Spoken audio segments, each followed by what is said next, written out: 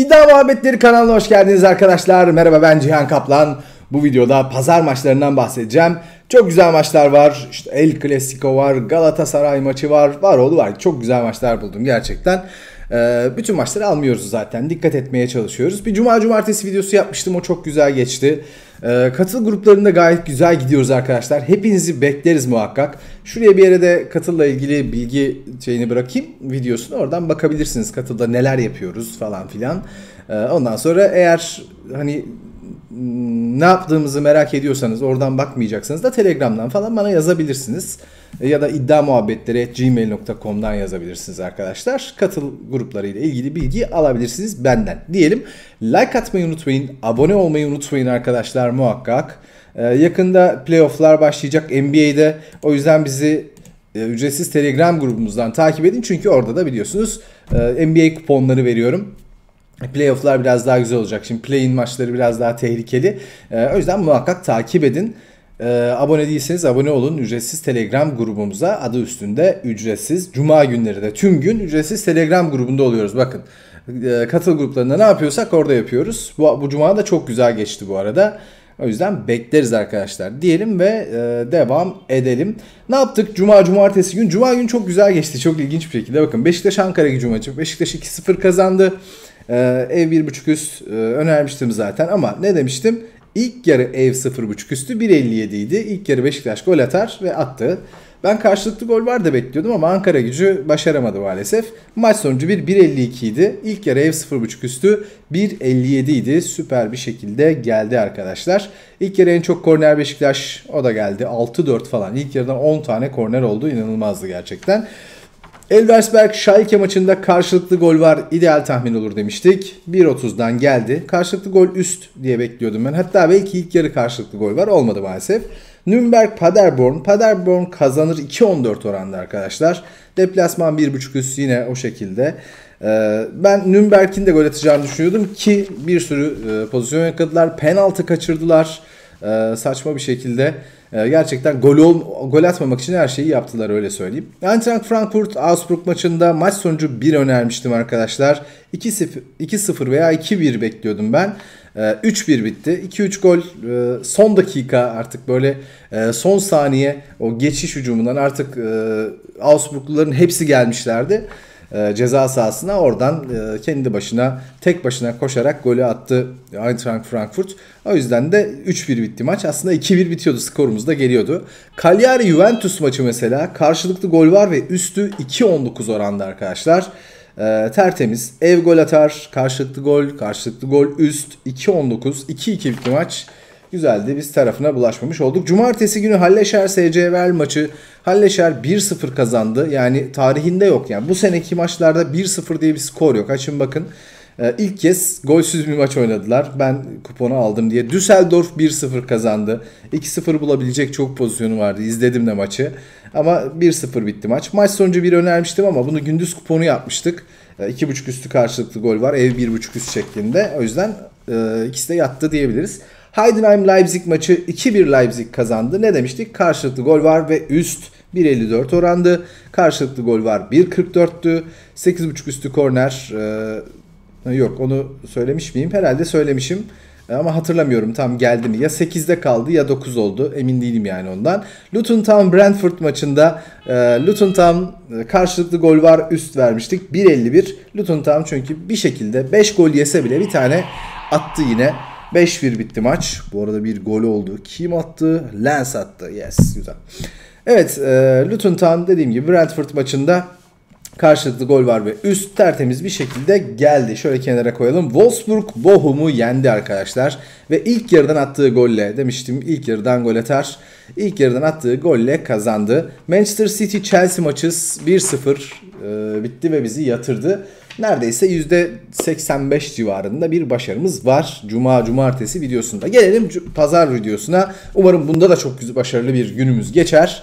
Efendime söyleyeyim, siz de işte buradan çok kazanırsınız falan. Katıl gruplarına gelirsiniz, ne bileyim sticker satın alırsınız falan. Kanala destek olmak için yardımcı olursunuz diyelim ve devam edelim. Gelelim Galatasaray Pendik Spor maçıyla başlayalım. Bizim ligin maçıyla başlamak istiyorum. Galatasaray evde 16'da 16 ile devam ediyor arkadaşlar. Pendikspor'un bu sene ligde kalıp kalmayacağının garantisi yok ki biraz zorlu bir süreçten geçiyorlar. Son maçlarını Antep'le oynayacaklar. O yüzden Antep onların bir üzerinde 31 puanda. Şu an Pendik 30 puanda. Hatay 33 puanda, Konya 36 puanda. Yani böyle üst sıraya doğru çıktığımızda arada böyle bir 6 puan koparmaları lazım. Galatasaray maçını açıkçası eksi 3 puan diye yazmışlardır diye düşünüyorum. Çünkü Galatasaray bence kendi evinde Pendik'i çok rahat geçecektir. Deplasmanlarda zaten Pendikspor'un hücum gücü yüksek bir takım olduğunu biliyoruz. Defansif olarak sıkıntı yaşadığını biliyoruz. Deplasmanda şu ana kadar 2 galibiyet 6 beraberlik 8 mağlubiyetle oynuyorlar. Ve deplasmanda çok gol yiyorlar. Galatasaray'ın evde oynadığı 16 maçın 12'si 2.5 üstü oldu ve bu maçların hepsini kazandı Galatasaray. Bu maçta da yine 2.5 üstü ve 1 mantıklısı 1.29 oranı. Ondan sonra 8.5 üstü korner. İlk yarı 4.5 üstü korner 1.54. Çünkü ben şeyini de kullanacağını düşünüyorum. Arkadaşlar şöyle sesini kısayım şunun. Pendik'in de korner kullanacağını düşünüyorum. Onlar da ortalama 4.8 korner kullanıyor çünkü. Hemen sesini kısayım vızır vızır ötmesin. Evet dediğim gibi Galatasaray kazanır ve 2.5 üst. Galatasaray kazanır ve 3.5 üst şeklinde denenebilir. İlk yarı 4.5 üstü korner. 9.5 üstü korner açmışlardı galiba 1.65 orandan. Bu da denenir bence. Gollü bir maç bekliyorum. Galatasaray rahat kazanır. Biliyorsunuz artık dinlenerek geliyorlar. O yüzden de rahatça kazanırlar Pendik maçını diye düşünüyorum. Evet gelelim La Liga'ya. La Liga'da Alaves ve Atletico Madrid'in maçı var. Atletico Madrid acı bir şekilde Dortmund'a elendi Şampiyonlar Ligi'nden. Ve şu an Şampiyonlar Ligi sıralamasında ligde 4. sırada ve o sırayı kaybetmemesi lazım. Altındaki Atletik Bilbao bu hafta puan kaybetti. 1-1 berabere kaldı. O yüzden burada alacağı bir galibiyet, Alaves karşısında alacağı bir galibiyet Atletik Bilbao ile arasındaki puan farkını açacak, biraz daha rahatlamalarına sebep olacak bir maç olacak diye düşünüyorum. Alaves'in de son dönem performansı çok kötü. Yani son dönem biraz böyle dibe doğru gidiyorlar açıkçası. Bir ara böyle taş gibi takımlardı. Ara ara böyle iyi performans gösterebilen takım. Burada Atletico Madrid'in kazanacağını düşünüyorum. Maç sonucu 2-1.74 oran arkadaşlar. Hatta Olay.com'da 1.91 orandan açmışlar. Ben böyle 2-1-3-1 falan bir Atletico Madrid galibiyeti bekliyorum arkadaşlar bu maçta. O şekilde denenebilir. Alaves'in pek şansı olduğunu düşünmüyorum açıkçası. Deplasmanda biraz daha kötü olsa da Atletico Madrid burada artık kendi taraftarına affettirme maçı oynayacak diye düşünüyorum. Gelelim Almeida Villarreal mücadelesine. Almeida ligin sonuncusu. Henüz ligde sadece bir galibiyeti var arkadaşlar. Şu ana kadar oynadığı maçlarda bakın 20-31 maçta sadece bir galibiyeti var. O yüzden hani kazanma ihtimali çok düşük yani. Muhtemelen Villarreal bu maçı 2-1, 2-1-3-1 şeklinde kazanacak diye düşünüyorum. Ama belli de olmaz. Villarreal de bu sene çünkü çok güvenilir bir takım değil. Gol atıyorlar, atsalar bile yiyorlar. Deplasmanda 5 galibiyet, 5 beraberlik, 5 mağlubiyetle oynuyor Villarreal. Golcü bir kimliğe sahip. İşte Barcelona'ya bile 5 tane gol atmışlardı hatırlarsınız. O yüzden Almeida'ya da 2 tane atarlar, 1 tane yerler diye düşünüyorum. Korneri mantıklı maçını 8.5 üstü korner 1.54 orandan açmışlar. İki takım da korner kullanıyor. İlk yarı 4.5 üstü korner 1.60 civarında. Arkadaşlar o şekilde de denenebilir. Açıkçası deplasman 1.5 üst 1.57 orandan maçın ideal tahmini olacak benim açımdan. Villarreal 2 gol atar.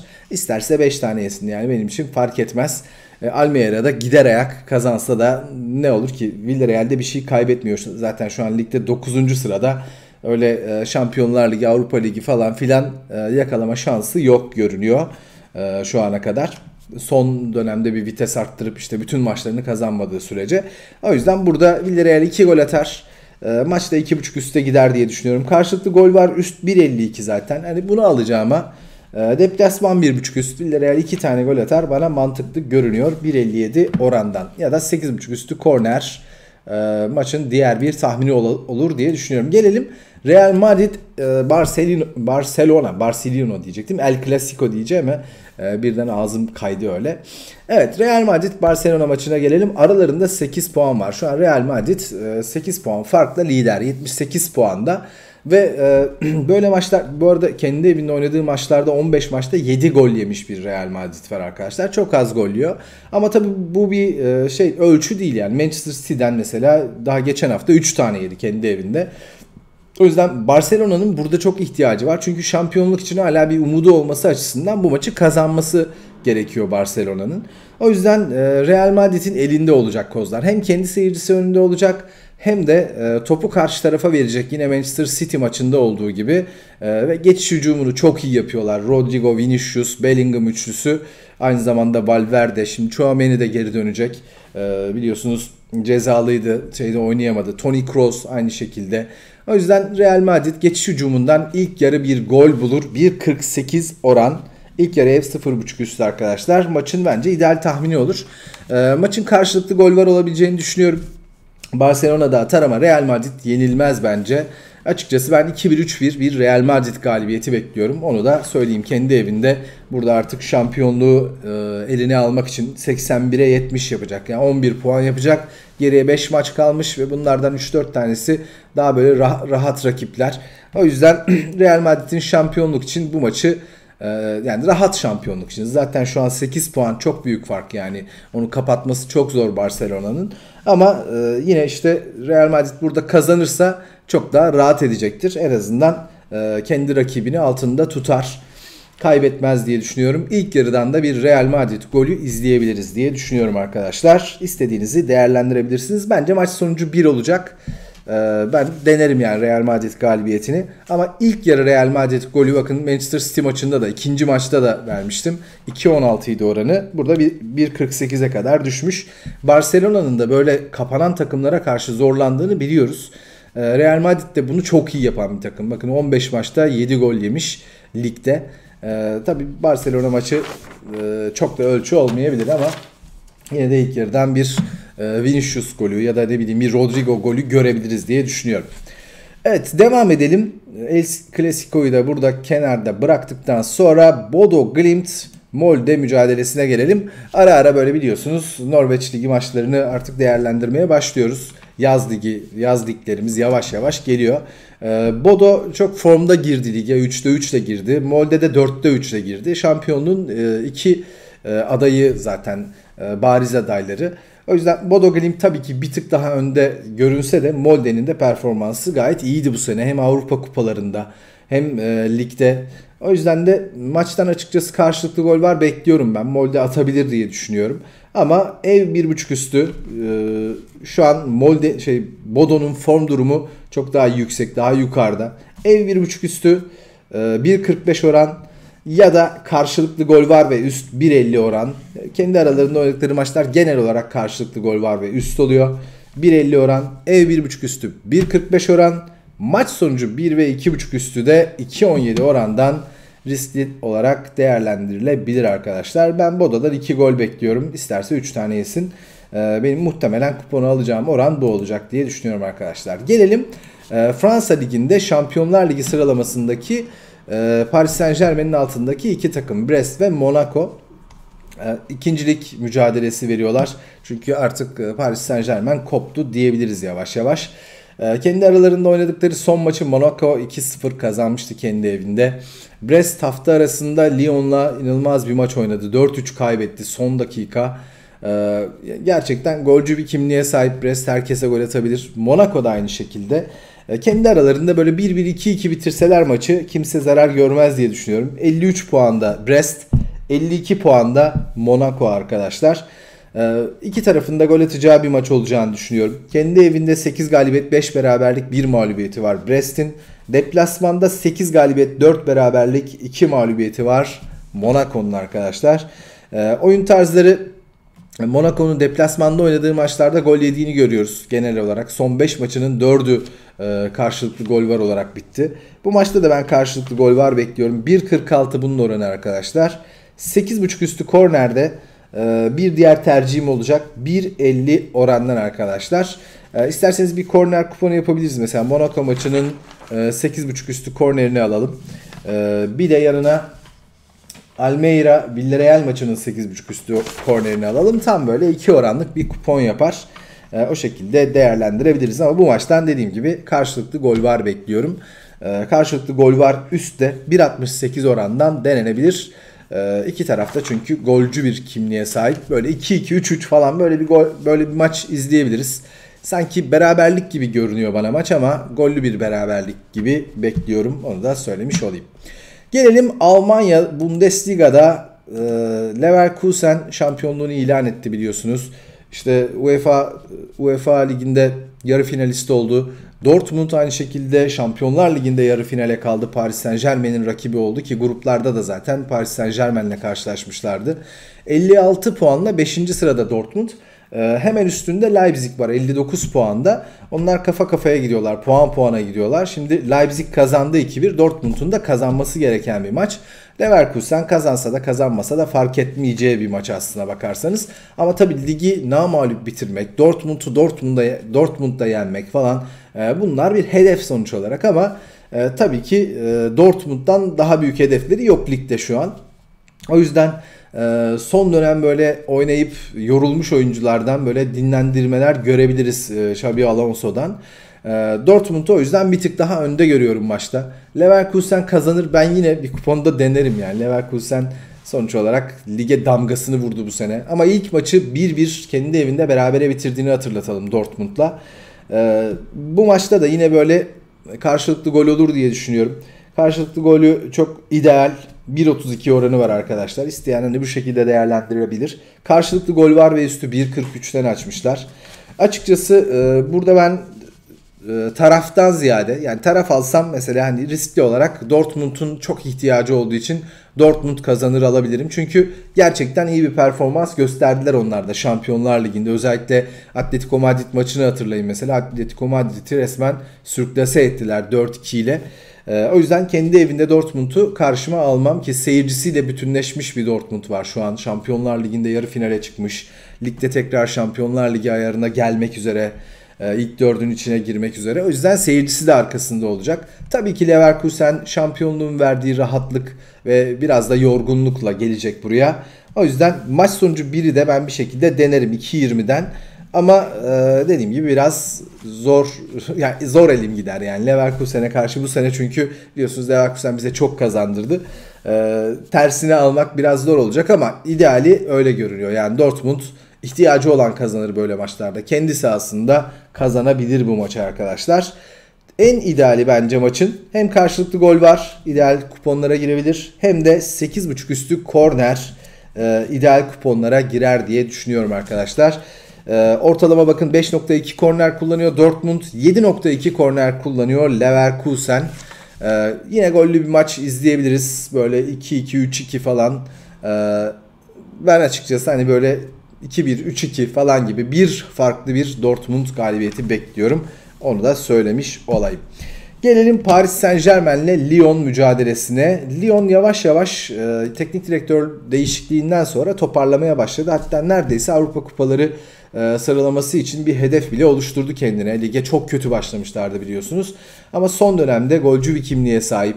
Herkese gol atabiliyorlar ama kalelerini savunmakta hala sıkıntı çekiyorlar.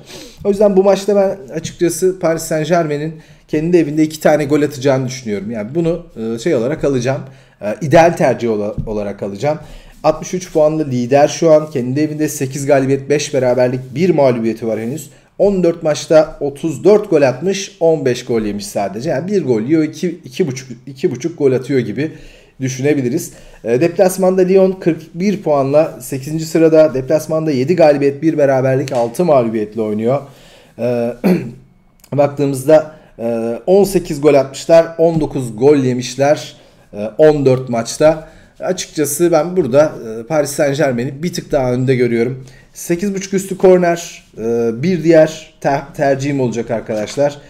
Kendi evinde 5.8 korner kullanıyor Paris Saint-Germain. Lyon 4.8 korner kullanıyor. Kornerli, gollü bir maç bekliyorum. Böyle 2-1, 3-2 falan gibi. Lyon Paris Saint-Germain maçları böyle biraz da sertliğe de açıktır. O yüzden maçta kırmızı kart olur denenebilir mesela. Lyon genel olarak bu tarz maçlarda daha böyle yırtıcı bir kimliğe bürünen bir takımdır. Paris Saint-Germain de o sertliğe karşılık verir. O yüzden böyle sert bir maç olacağını düşünüyorum. Kırmızı kartta hani yurt dışından değerlendirenler ya da o şekilde açılırsa kırmızı kart olur denenebilir bu maçta. Açıkçası öyle düşünüyorum. Onu da söylemiş olayım arkadaşlar. Ama ev 1.5 üstü 1.47 oran bence ideal tercih olarak değerlendirilebilir. Ya da 8.5 üstü korner. Gelelim Werder Bremen Stuttgart mücadelesine. Stuttgart'ta tarihinin en iyi sezonlarından birini geçiriyor. Ön tarafta Führich, Girassi ve Deniz Undav'ın inanılmaz performansı var gerçekten. Ama aynı zamanda defansif olarak da iyi bir performans gösteriyorlar. Ligde 63 puanla 3. sıradalar. Werder Bremen 31 puanla 12. sırada ama 29 maçı var. Yani bir maçı Mainz'le erteleme maçı var. O maçı oynarsa 34 yapma şansı var yani. Ama tabii Mainz'da düşme hattı o tam böyle playoff oynanacak sırada yani sondan 3. sırada. O yüzden zorlu bir maç geçecek orada. Mainz'ın da Werder Bremen'i yenme ihtimali var. O yüzden Werder Bremen o Mainz maçını oynayana kadar olabildiğince puan toplamak isteyecektir. Stuttgart maçında da o yüzden bir reaksiyon göstereceklerini düşünüyorum. Daha doğrusu göstermeye çalışacaklarını düşünüyorum. Stuttgart'ta bu tarz kendi üzerine gelen takımlara Girassi ile, Deniz Undav'la, Führich'le çok iyi geç hücumu yapabilen bir takım. O yüzden ben Stuttgart'ın 2 tane gol atacağını, bir tane yiyeceğini ya 2-1 gibi falan bir Stuttgart galibiyeti bekliyorum arkadaşlar. Maç sonucu 2'nin oranı zaten baktığımızda 1.43 oran.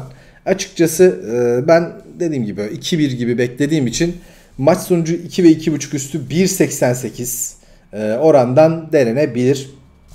Deplasman 1.5 üst denenebilir. Çünkü ben açıkçası 2 tane atacağını düşünüyorum. Karşılıklı gol var. 1.41 orandan denenebilir. Deplasmanda oynadığı maçlara bakıyoruz mesela. 15 maçının 7'si karşılıklı gol var olmuş Stuttgart'ın. Kendi evinde oynadığı 14 maçın 8'i karşılıklı gol var olmuş Werder Bremen'in. Son dönemde performansı kötü olsa da şimdi Marvin Duksch geri döndü bildiğim kadarıyla. Onun bir sakatlığı vardı. Golcü bir oyuncu. Bir etki yaratacaktır diye düşünüyorum. O yüzden karşılıklı gol var bekliyorum maçtan. Ama Stuttgart'ın yine de maçı kazanabileceğini düşünüyorum. O şekilde değerlendirilebilir. Maç sonucu 2 ve 2.5 üstü 1.88. Karşılıklı gol var ve üst 1.51 orandan denenebilir. İsteyen istediği gibi alabilir. Ben Stuttgart kazanacak diye düşünüyorum yine. Evet. Çok teşekkür ediyorum arkadaşlar izlediğiniz için. Abone olmayı, efendime söyleyeyim like atmayı unutmayın. Bir de size Real Madrid Barcelona skor tahmini sorayım. Bilen bir arkadaşı da VIP canlı grubuna alayım diyeyim ve videonun sonuna geleyim. Teşekkür ediyorum izlediğiniz için. Görüşmek üzere.